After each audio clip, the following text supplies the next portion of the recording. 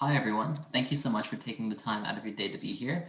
My name is Jaden Bhogal, and I'm a grade 12 student attending the University of Toronto Schools in Toronto, Canada.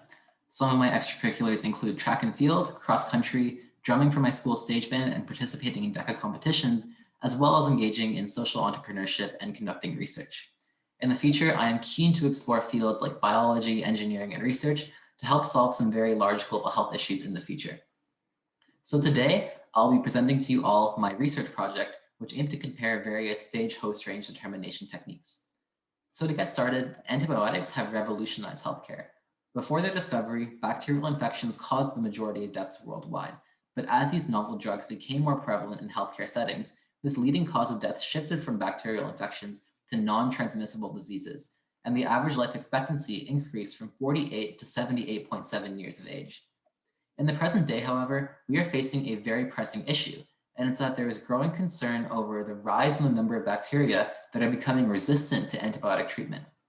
This trait is called antibiotic resistance, and the World Health Organization predicts that this will skyrocket into one of the largest global health issues humanity will ever face.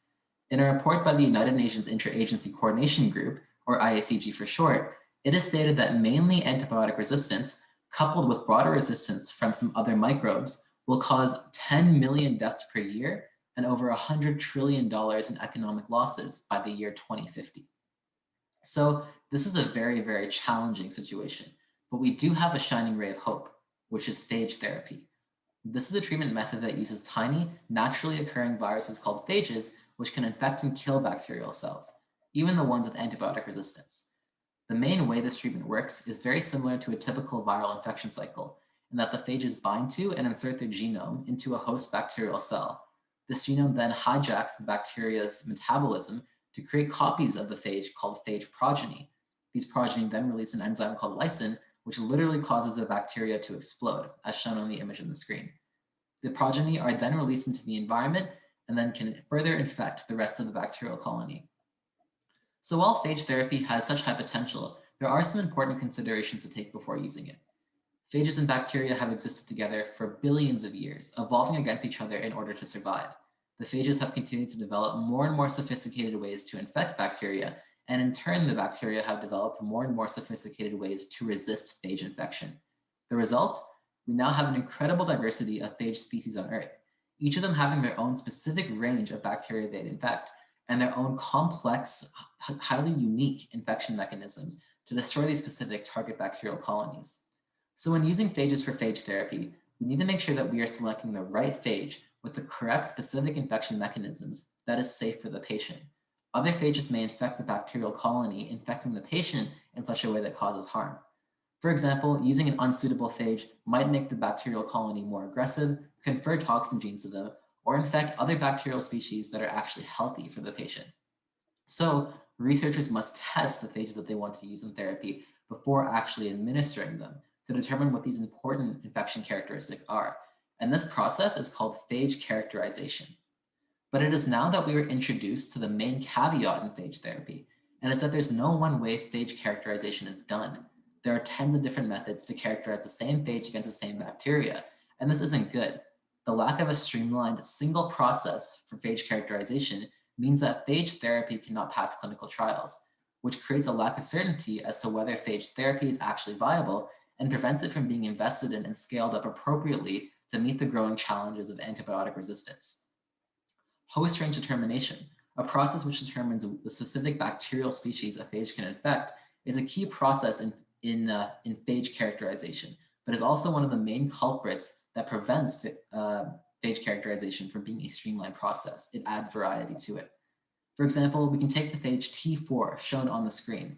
There are 6 different methods that can be used to determine if it infects a single E. coli strain. Additionally, there's been a little research done comparing the effectiveness of various host range determination techniques, underscoring a prominent research gap which needs to be addressed to ensure the success of phage therapy. So this has brought me to my research question. What is the most effective phage host range determination technique, which I'll abbreviate as HRD technique for the rest of this presentation? Answering this question can help researchers simplify the host range determination process by only using this best method and informing the creation of a generalized phage characterization process. This process could then more easily pass clinical trials to help phage therapy meet the growing challenges of antibiotic resistance. So I addressed my research question by comparing the amount of materials used for 4 popular HRD techniques: spot testing with dilutions, spot testing without dilutions, plaque testing, and culture lysis.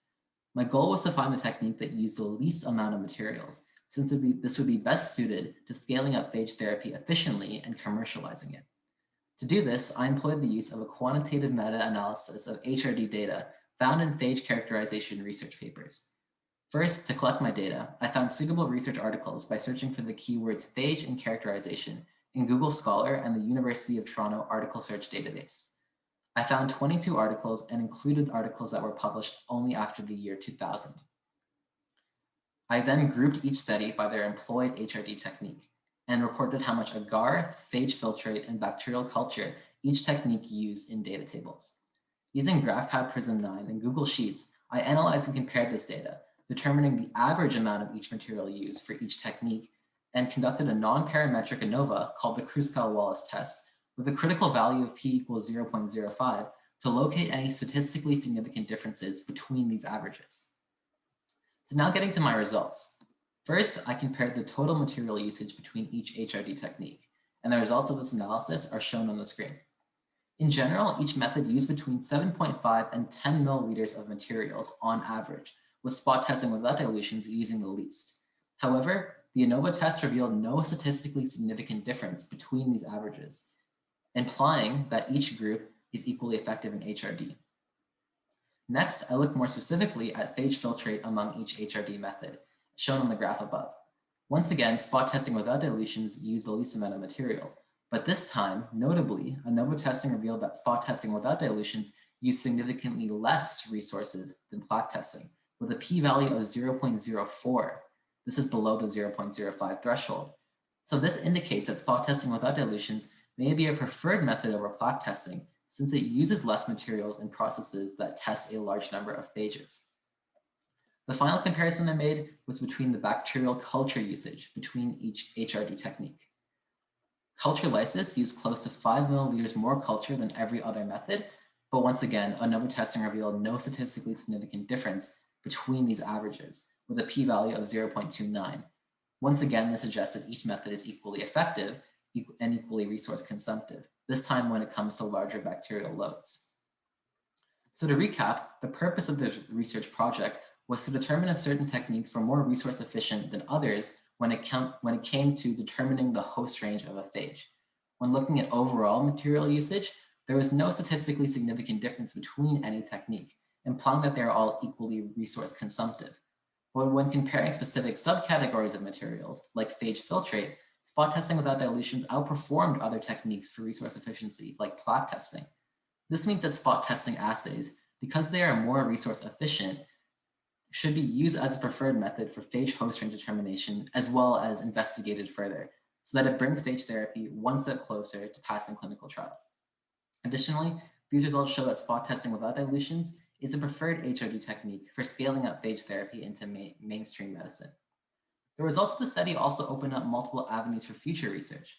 A further analysis of spot testing, which controls for the types of phages, the types of bacteria used, as well as the equipment used, along with a larger sample size, could more accurately and definitively point to whether universal spot testing is actually a preferred method in phage host range determination.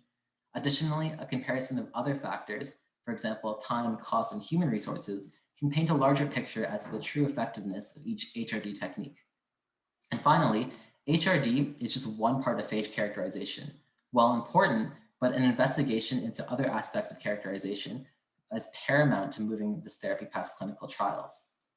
So hopefully, as phage characterization research continues to develop and reveal new insights, we can use these discoveries to help improve phage therapy in general. Exploring these topics further is vital to preventing the 10 million deaths per year we are approaching, and also preventing ourselves from moving back into a pre-antibiotic world. Thank you so much for listening to my presentation.